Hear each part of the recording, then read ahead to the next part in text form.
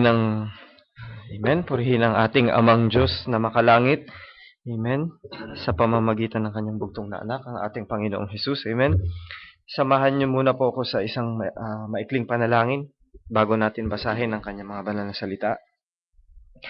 Dakilang Ama, maraming salamat po Ama sa umagang ito na isang pribilehiyo po ang muling makatayo, muling maging kabahagi ng gawaing ito, Panginoong Diyos, kasama ang aming mga kapatid. Habang kami tinutunghayan mo, Ama, sa inyong trono, Amang Diyos, kami po'y patuloy na nagpupuri at nagpapasalamat dahil napakarami ng biyaya mo na ibinigay sa amin.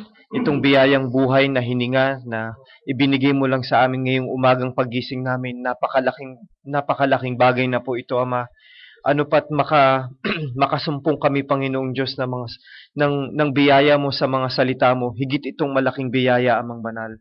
Salamat po sa inyong patuloy na paglilinis sa amin, Ama, sa anumang mga karumihan namin, at ginawa mo kaming karapat-dapat na makatayo, ginawa mo kaming karapat-dapat na maging bahagi ng kongregasyon ito upang, Panginoong Diyos, ang aming mga pagpuri at pagsamba ay maging mabangong samyo sa inyong harapan, Ama.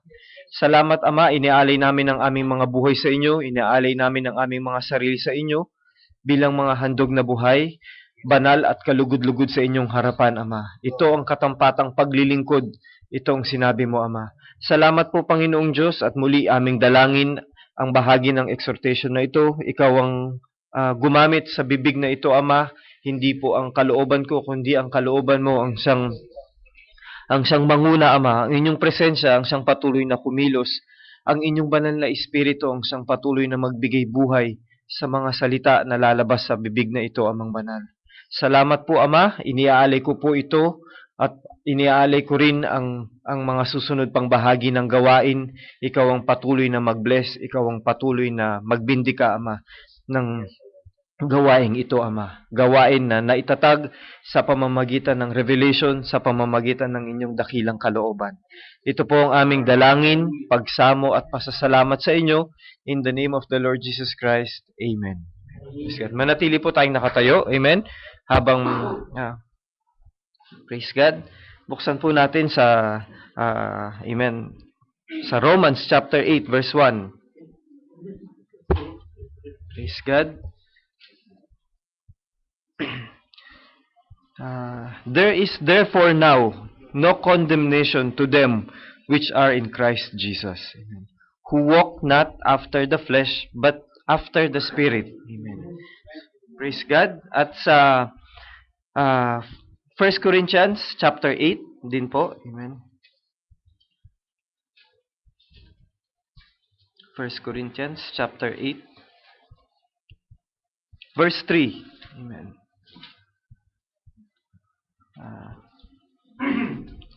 But if any man love God, the same is known of him. Sabi niya.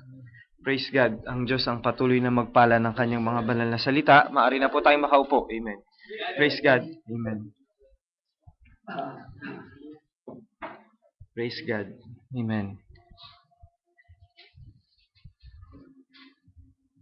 Ang pamagat nga ng exhortation na ito ay galing sa inspired sa na imensahe ng ating kapatid, led by the Spirit of God. Amen. Amen. Praise the Lord. Nakakakaba kapag katuwing tumatayo sa gawain. Amen. Subalit alam ko at nananampalataya ako na ang Diyos ang patuloy na kikilos. Napakaganda rin napakaganda ng awitin kanina, in His time. He make things beautiful. Kasi nga naman, kung ipipilit natin yung sarili nating kalooban, nagiging premature yung decision, nagiging premature yung outcome. Amen. Naalala ko tuloy nung bata ako dahil mahilig akong mag-alaga ng mga manok. Yung mga inahin na manok, kapag nangitlog na sila at sumapit na yung araw ng pamimisa, excited ako. Tinitignan ko yung mga itlog. Tapos minsan naiinip ako. Sa sobrang inip ko, tinutulungan ko ng mabasag yung itlog. para makalabas na yung yung sisiw. Amen. Pero ginawa ko 'yun, pagkatapos nun, naawa ako dun sa manok, dun sa sisiw. Kasi namatay, siya, parang pinkaw kung sinasabi nila, parang may abnormalities. Kasi dapat lalabas siya in perfect time. Kasi ah habang pinupush niya yung sarili niya palabas, habang nahihirapan siya sa loob ng itlog para lumabas dun sa shell, amen, lalong nagiging buo yung pagiging sisiw niya. No? Praise God. Pero dahil pinilit na lumabas, no? Naging premature yung paglabas niya, naging pinkaw at naging mahina. At yung end result, namatay lang yung sisiw. Amen. Praise God. Praise God. Ganun din sa mga nangyayari sa buhay natin. Kailangan kasi dumaan tayo dun. Minsan may dumadating talaga sa buhay natin yung paghihirap. Pero kailangan natin mapagtagumpayan yun eh. Yun yung bububuo sa atin. Yun yung magpapalakas sa atin upang pagkatapos nun, looking it at a bigger picture, sabi nga, kung maaalala natin yung preaching na God is behind every move. Praise God. Doon natin malalaman, kaya pala naganap sa akin tong buhay na to, kaya pala nangyari to, no? In His perfect time, no? Magiging successful yung, no, sino bang mag-aakala? Sabi nga ng ating kapatid nung i-preach na yun, na nung mangyari kay Joseph na pagkainit, anong tawag doon? Yung pagkainitan siya ng kanyang mga kapatid. Tapos, ibenta siya sa Egypt. Maging alipin siya sa Egypt. Yung palang mga bagay nun, yung mga paghihirap niyang yun, dadating yung time na siya pala yung magliligtas, no? Para ma-preserve yung buhay ng Israel. Amen. So, praise God. In His perfect time, He make things beautiful. Yun. Amen. He make things beautiful. Sabi ko nga, amen, bukas uuwi ng Pilipinas ang mahal kong asawa at mahal kong anak. Pero iniisip ko, magbabakasyon lang sila doon. And then in His perfect time, they will come back. Babalik sila. Because He make things beautiful. Tinatanong niya ako, palagay mo magkakaroon ba ako ng trabaho dito? Lagi kong sinasabi, pinagpipray ko yan sa Diyos. Seek ye first the kingdom of God and His righteousness. Kapag may hiningi tayo sa Diyos, anong una nating dapat gawin? Hanapin muna natin yung kanyang kaharian at ang kanyang kaluwalhatian. At ang lahat ng ito ay idadagdag na lang sa ating buhay. Amen. Praise God. Praise the Lord. Maraming salamat sa Diyos sa kanyang mga salita na ipinagkaloob sa araw na ito. Sabi nga nung sa binasa natin, there is therefore now no condemnation to them which are in Christ. No? Wala nang, ano ba sa Tagalog ng condemnation? Paghatol. Wala nang paghatol. Amen. Wala nang paghatol sa mga na kay Kristo. Amen. Totoo naman. Amen. No? Praise God. Wala nang paghatol. Who walk not after the flesh. Praise God. If you will not walk after the flesh. No? Kasi may mga nagko-confess din na we confess that Jesus is the Christ. No? We believe in Jesus Christ, but they walk in the flesh. That's right. No? Sabi niya kasi mayroon siyang pasubali, but after the Spirit. Amen. But after the Spirit.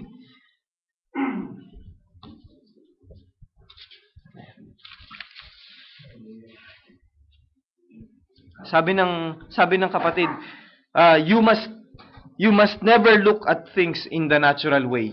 No? You must never look on things in the natural way. Look at the spirit of anything. You want to look at a city? Gusto mo bang makarating dun sa city promised by God? You look at it spiritually. Kasi if you will look at it naturally, no words can explain. No words can explain the city promised by God. You look at a family, titingnan mo yung isang pamilya, look at their spirit. Praise God. Look the spirits in the family. Amen. You look at a man, you look at the spirits you look at the spirit in that man, sabi niya. Praise God. Anything you look at, everything has to be in the spirit. Kailangan makita mo everything in the spirit. Because we live in the spirit of God. Amen. Amen. Praise God. Sabi niya, Amen. Do you believe that the men of God are led by the Spirit of God? Amen. No? If you confess or if you believe in yourself that you are a man of God, o anak ka ng Diyos, amen, the Holy Spirit should lead you. Amen. The Spirit of God should lead you, and you will walk in the Spirit of God. Amen. You will walk after the Spirit of God. Amen. Now, it's dangerous, sabi ng kapatid, it's dangerous that a man who was filled with the Holy Spirit and then all of a sudden walk in the flesh. Maraming ganun, sabi niya. Did you know that? Amen. Hebrews 6:4. Amen. Hebrews 6:4.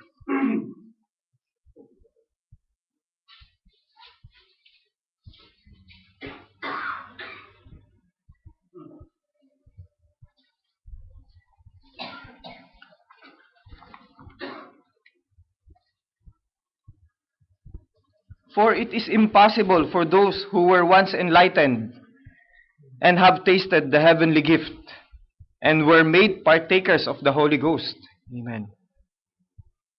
And have tasted the good word of God and the powers of the world to come, if they shall fall away, to renew them again unto repentance, seeing they crucify to themselves the Son of God afresh and put him to an open shame. Amen. Praise God. No? Hallelujah.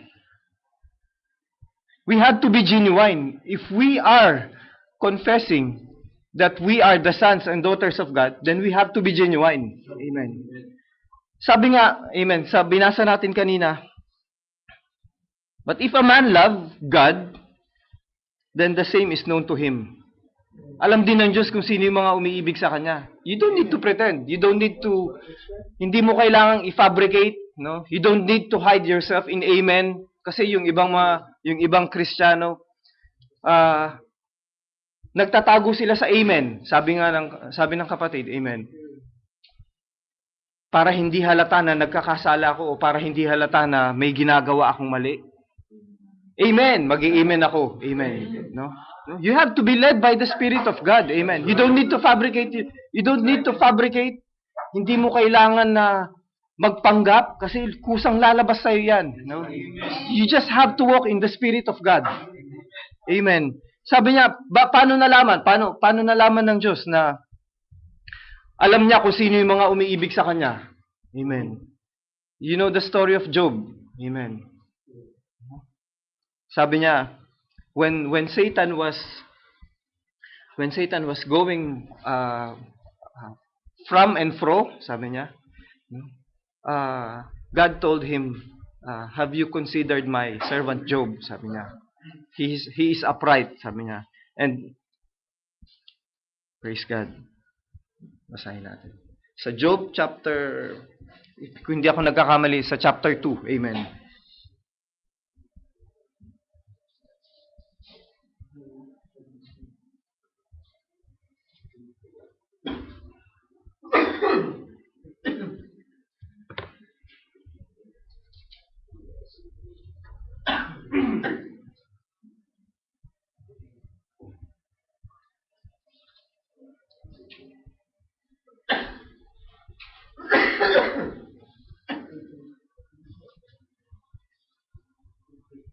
Praise God.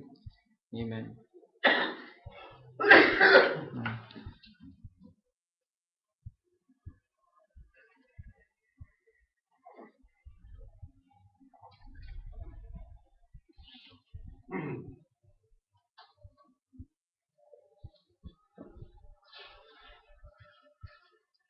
Chapter 1, verse 6. Amen.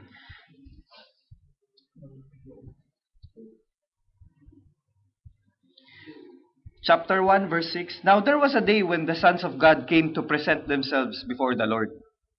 And Satan came also among them. Amen. Nakiki-join din sa Satanas. Amen. And the Lord said unto Satan, Whence comest thou? Then Satan answered the Lord and said, From going to and fro in the earth, and from walking up and down on it. And the Lord said unto Satan, Hast thou considered my servant Job? And there is none like him in earth. 1:6. 1:6. Amen. Umpisahan po natin sa verse 6. And the Lord said unto Satan, verse 8, Hast thou considered my servant Job, that there is none like him in the earth, a perfect and upright man, one that feareth God and escheweth evil?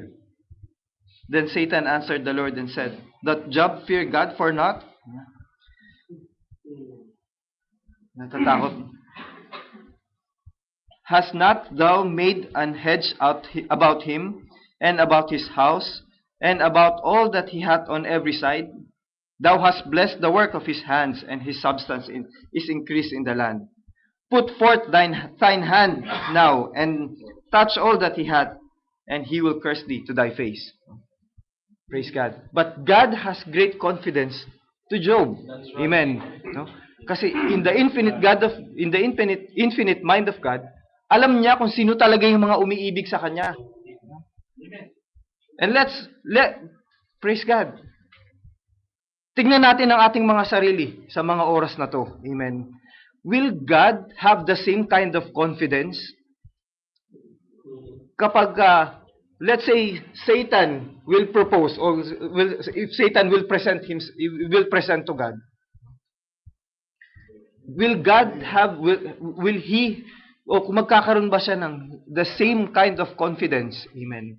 Na sabihin na, have you considered my servant Eugene? Iniisip ko, praise God, napakahirap, no? Napakahirap ng dinanas ni Job. Sabi ko nga, pero alam ng Diyos kung sino talaga yung umiibig sa kanya, katulad ng gaya ng binasa natin.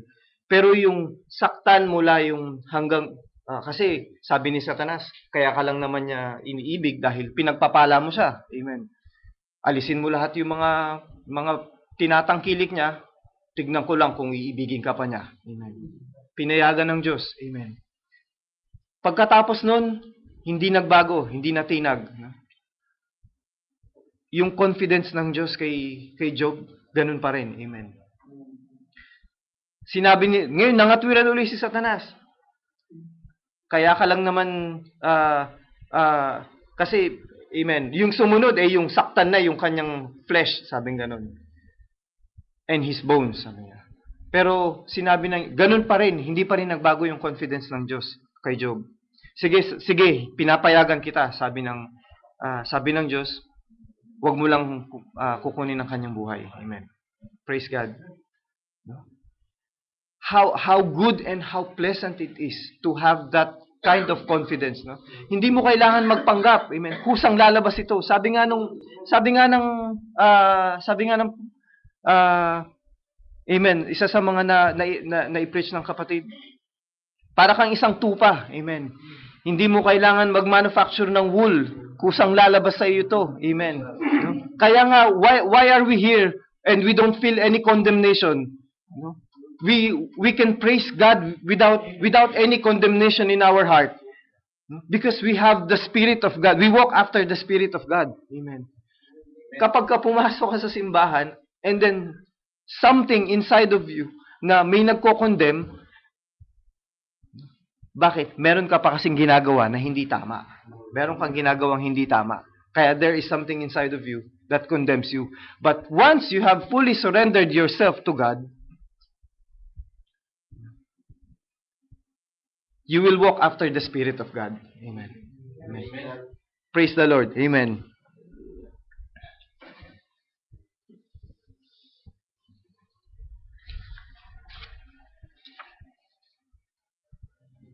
Praise God. Amen.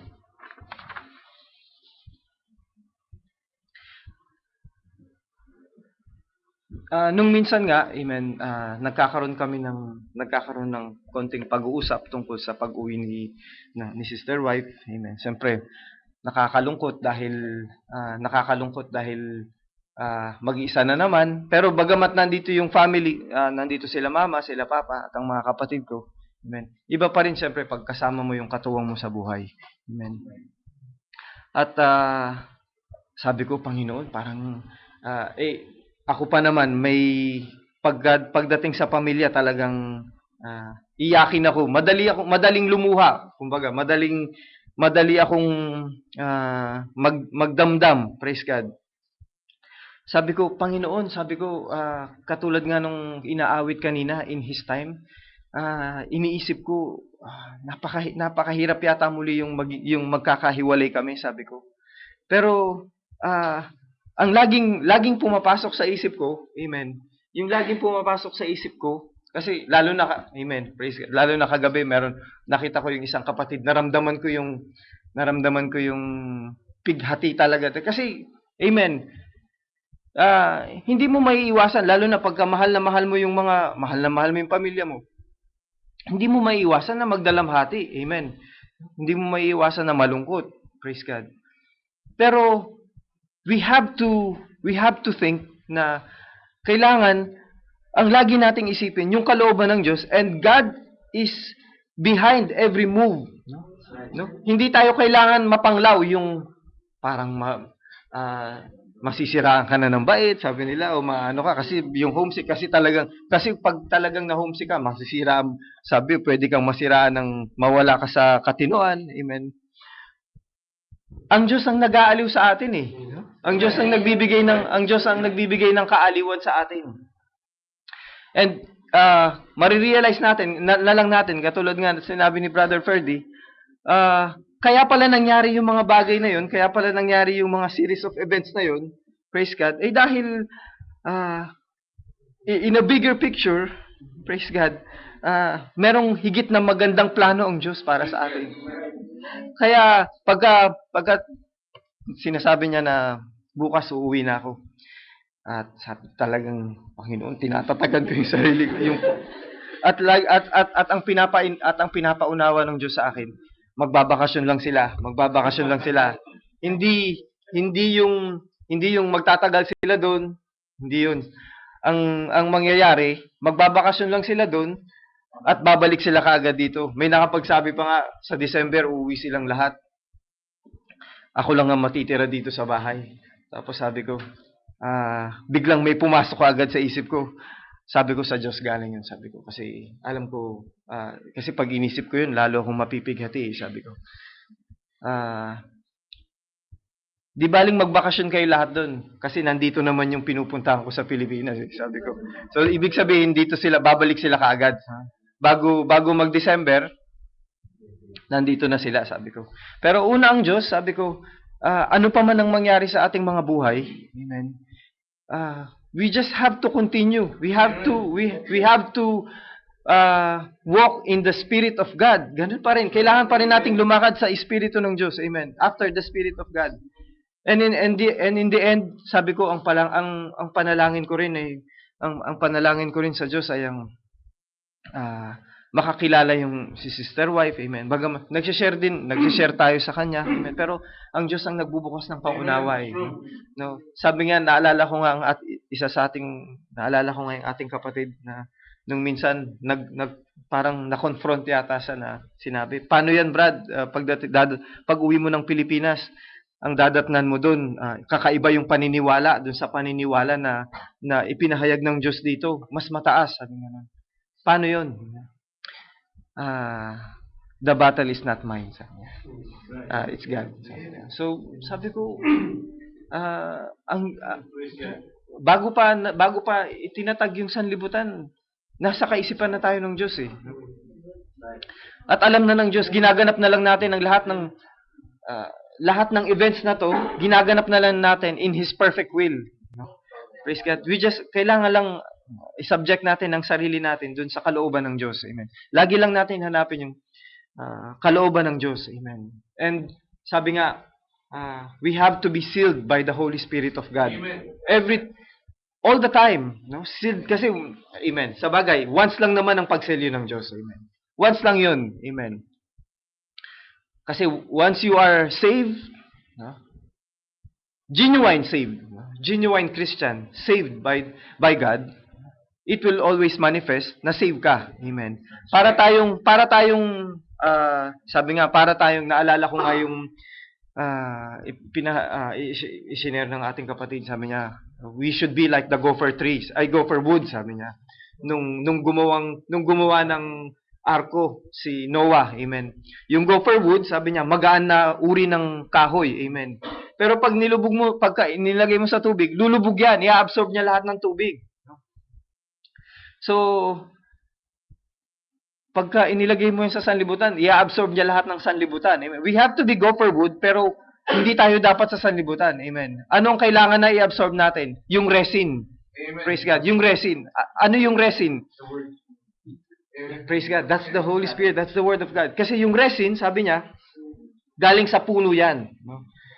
Sa katas ng puno. Amen. Parang yan yung Panginoong Jesus. Amen. His blood shed. And his blood shed and the Holy Spirit, yun yung ipang-pitch in and out dun sa gopher wood. Amen. At yun yung praise God. Yun yung magpe-prevent para hindi i-absorb yung tubig. Amen. Ng sanlibutan. Amen. We have to be like that. We have to be, praise God. We have to be pitched in and pitched out by the Holy Spirit of God. Amen. Praise God. Meron nga may isang kwento nga tungkol sa isang general na napag-sharingan nga namin ng sister wife. Sabi niya, sabi ko, lagi lang tayong mag-pray, lagi lang nating hingi ng kalooban ng Diyos. Amen. Meron ngang isang kwento, sabi ko. Isang general, sabi niya, ang pangalan niya Stonewall Jackson yata pangalan niya. He's a great general. He's one of the great general, sabi niya. Sabi ng ating kapatid. Maliit lang na tao, sabi niya. Napakaliit lang na tao. Pero napakaliit lang nung grupo niya against dun sa grupo ng mga kalaban niya, pero sila yung natira, sabi niya. Sila lang yung grupo niya lang yung natira, sabi niya. Sabi nga, itong general na to, sabi niya, ang idol niya si Joshua, sabi niya. Lagi niyang binabasa yung Book of Joshua. Kasi Joshua is also a great general. Amen.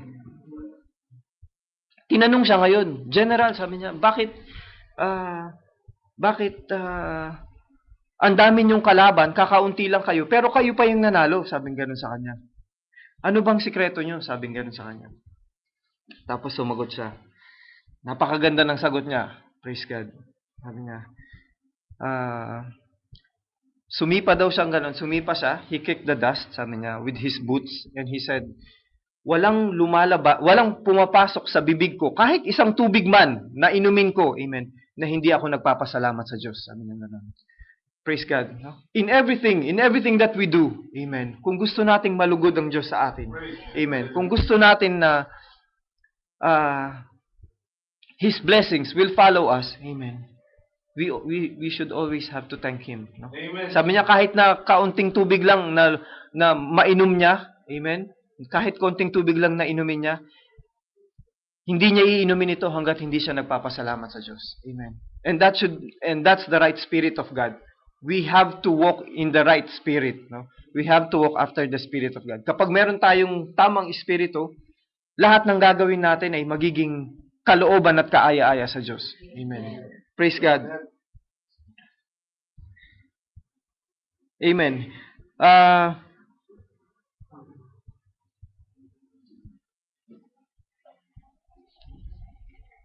Praise God. Nung time ni Noah, amen. Nung time ni Noah, if he did not walk in the Spirit of God, palagay nyo kaya, alam niya na ang gagamitin niyang wood is gopher wood? Amen. Palagay nyo kaya tuturuan siya ng Diyos na gawin yung tamang bagay if he is not walking after the Spirit of God? Amen. Praise God. Ilang years siya nangaral? 120 years. in that span of time, kung yun ngang naghintay ka ng ilang linggo lang, naiinip ka na. Praise God. Kino-question mo na yung Diyos. Amen. Yung isang buwan na hindi naganap, parang naiinip ka na at kino-question mo yung Diyos. Amen. Yung isang taon na nakalipas, meron kang gusto na hindi naganap, kino-question mo na yung Diyos. Yung 3 years and 85 days, praise, 8 months. Amen. Kung hindi man naganap, kino-question mo na yung Diyos. Paano pa kaya si Noah 120 years? Amen. And Abraham, amen. Abraham and Sarah, nung pangakuan sila ng anak, amen. 20 years? 25 years. Pinangakuan sila, 65 ba si 85 and 65? Praise God. Who are we to question God's purpose? O who are we to question God? No? Minsan may mga plano nga tayo, sabi ng ating kapatid. Yung mga plano natin, set na, tapos biglang may dadating. Yun ang kalooban ng Diyos eh. Amen. But what we need to do is to walk after the Spirit of God. Yun ang dapat natin gawin. Amen. And if we walk after the Spirit of God, then there's no condemnation. No? There's no condemnation in our heart, in our mind. Amen. At malaya tayong makakapagpuri sa Diyos. Amen. At naniniwala ako na kapag ang isang totoong Kristiyano ay may Espiritu ng Diyos, hindi man lang niya isipin yung gumawa ng kahit na anumang bagay na labag para sa Diyos, no? Labag sa Diyos. Kahit man hindi mo maiiwasan kasi habang naglalakad ka nga, pwede kang makakita ng mga hindi kaaya-ayang bagay. O habang nagpe-pray ka, sabi nga, merong mga bagay na papasok sa isip mo na hindi maganda. Amen. Pero if you walk after the Spirit of God, amen.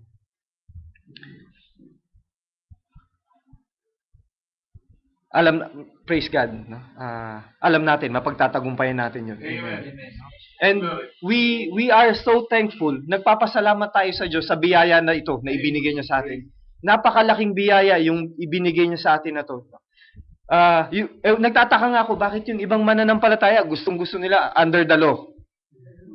Bakit gustong-gusto nila ng under the law samantalang ibinigay na ng Diyos yung biyaya niya sa atin? Amen. Kung maalala nyo, ewan ko lang kung may pero ito na pag-uusapan ng ibang mga kapatid minsan pagka kumakain, ganun, yung tungkol kay Cadet Kudya, yung sa PMA na tinanggalan na hindi naka-graduate. Siyempre, bawat organisasyon may mga rules yan, may mga policy silang tinatawag, may mga batas silang tinatawag. Sa PMA meron silang tinatawag na honor code. Granting, sabi ko nga sa isip ko, granting na walang nagkakasala sa kanila, walang nagsisinungaling, walang nagnanakaw, walang mga masasamang ginagawa. Granting na perfect yung nag-judge sa kanya. Amen. At talagang nagsinungaling siya. Amen. Imagine, 4 na taon, no? Gagraduate sana siya sa salutatorian. Praise God. Pero with just one single mistake, hindi siya nakagraduate, no? Praise God. Napakabigat, no, ng nasa batas, napakabigat ng under the law, no. With just one mistake, no, kahit na 4 na taon mong binunuyan, kahit 30 years kang sumunod, hindi ka nagkamali at nagkamali ka lang dun sa end, yung patapos na dun sa graduation na nila, no, pag-graduate na sila, dun lang siya nagkamali. And wrong choice of word lang. Yun ang pinipilit niya, wrong choice of word. Sabi, yung pag-dismiss daw sa kanila na late. Tapos yun na yung naging story, praise God. Pero dahil meron silang batas na sinusunod dun sa kanilang organisasyon, kailangan nilang tuparin yun, no? But if we are under the grace of God, amen. No? Palagay nyo kaya, kaya nga may mga sinasabi pa, mga grace period daw, no? Pagka nalilate ka, na under grace period pa naman ako. Hindi ka madideduct. Meron ganon, brad. Praise God, no? Pagka pumasok pagka sa office, 8 o'clock ang pasok, dapat maaga o impuntong 8:00 nandun ka. Pag nalate ka ng ng 5 minutes, kasi may grace period pa naman. So because you're under the grace, hindi ka pa madededuct. No? May mga, praise God, may mga ganong batas. Amen. May mga ganon, amen. May mga ganon na, pero ang batas talaga, dapat 8 nandun ka na. Praise God. But because of the grace, no, they were justified. And because of the grace of God, we were justified and sanctified. Praise God. All, ang hinihingi lang ng Diyos sa atin is to walk after the Spirit of God. Amen. Praise God. Sinong babalikan ng Diyos? Amen. Sinong babalikan ng Panginoong Hesus? Amen. Yun lang may mga maka-espiritong, yun meron lang namumuhay sa espiritu. Amen. Kaya nga yung those who were born of the flesh are of the flesh. And those who were born of the Spirit, they are of the Spirit. At yung kukunin lang ng Diyos, yung those who were born in the Spirit. Amen. No, that's why we were required to be born again. Kaya, if we will not be born again, then we will remain and stay born in the flesh. Amen. Yun lang, praise God. Yun ang gusto ng Diyos eh. Kailangan sumunod tayo. If we want to be under the subjection of God, kailangan sundin natin kung ano yung kalooban ng Diyos. Amen. Kahit gaano pa tayo kabait, sabi nga, kahit gaano pa tayo, ilang dasal pa yung ginawa natin. Ilang sakripisyo pa, nagbuhat ka ng krus, kung ano-anong ginawa mo, pinarusahan mo yung sarili mo, pinitensya ka, ginutom mo yung sarili mo, nag-fasting ka. But, kung hindi mo sinunod yung kalooban ng Diyos, amen, walang halaga ito, amen. Kaya, unang-una, amen, kailangan magpa-subject tayo sa kalooban ng Diyos, amen. Praise God. Hindi yung kalooban natin, kasi yung ginawa natin, kalooban natin yun, hindi yung kalooban ng Diyos. Amen. Praise God, at amen. Sa huling pananalita, amen, as we continue, no, walking under the grace of God and under the will of God, amen. Don't let down the bars, amen. Huwag nating ibaba yung standard ng Diyos, amen. Kung yun ngang nasa PMA sinasabi nila, no, bawal magsinungaling kasi tinataas daw talaga nila yung standard nila eh. In 2015, sabi nila, we are the most prominent, sabi niya, institution. Kumbaga, gusto nila, sila yung pinakamataas. Amen. Sila yung pinakakagalang-galang. Alam naman natin na hindi matutupad yun. Praise God. Parang napaka-imposible naman na maging ganun. Amen. But, kung ganun, sabi ko, syempre, mas mataas din ang standard ng Diyos. Amen. Higit na mataas ang standard ng Diyos. Kaya, don't let down the bar. Amen. Don't let down the standard of God. Kasi kahit na mabiyaya ang Diyos, amen. Praise God. Mataas ang standard nito. Amen. Mataas ang standard ng Diyos. Praise God. Doon lang po tayo dinala ng Panginoong Diyos. Amen. Inaanihan ko pong samahan niyo po akong muli sa panalangin. Amen. Praise God. Tumayo po tayong lahat. Amen. Praise God.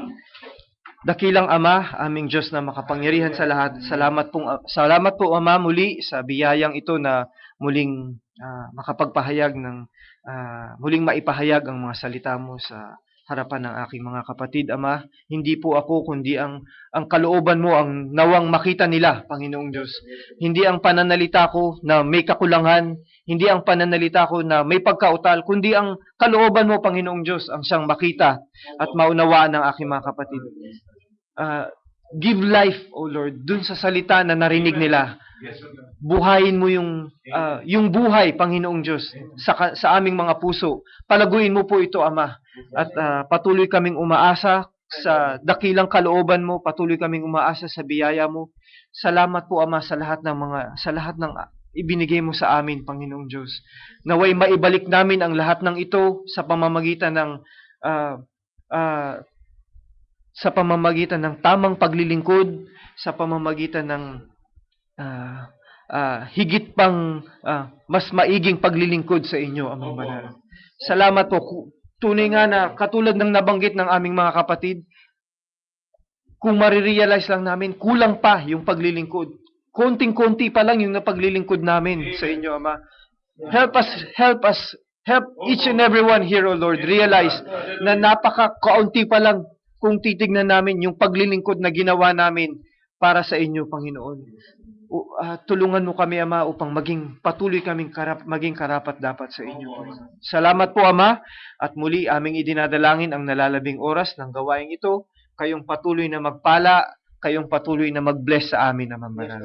Ito po ang aming samo at dalangin in the name of the Lord Jesus Christ. Amen. Praise